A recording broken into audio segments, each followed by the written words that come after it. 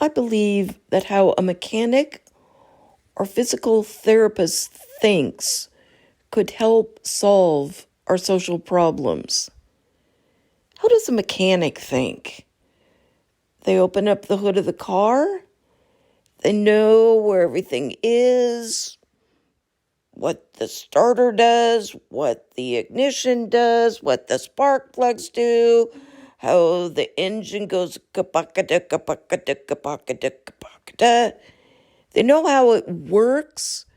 So when something isn't working, they know what needs adjusting or replacing. Likewise, they're detectives. They don't just spray WD-40 everywhere. How does a physical therapist think? They are very similar, really.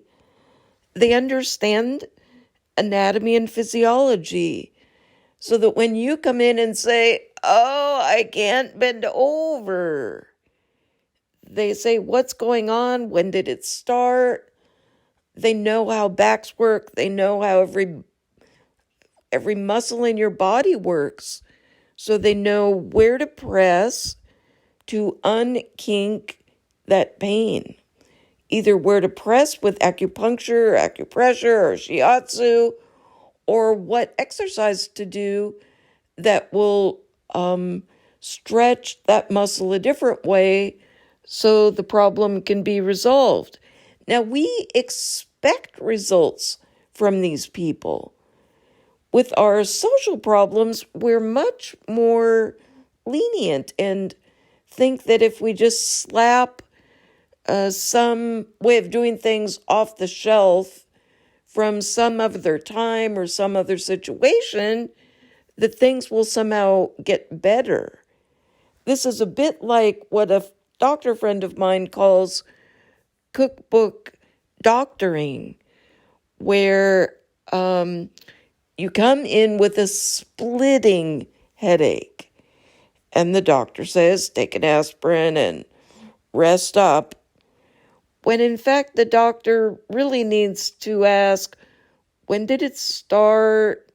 Where have you been? What's going on? Because that splitting headache could be an aneurysm, could be a hemorrhagic fever from malaria. It could be that you just had a stroke. It could be because you just fell and cracked your head and it's concussion. So likewise with social problems, we need to dig in more and look at what's going on. How does it work? So where do we press? Where do we aim our arrow? Where do we nail it?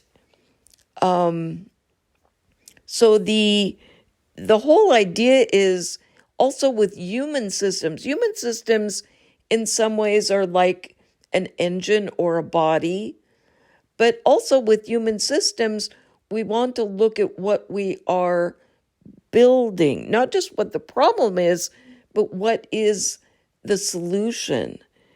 So later we might be able to do a podcast with the folks that do asset-based community development. They look at what the strengths in the community are, what the strengths of the people are, and they put their attention on what they are building, not harping again and again on the problem.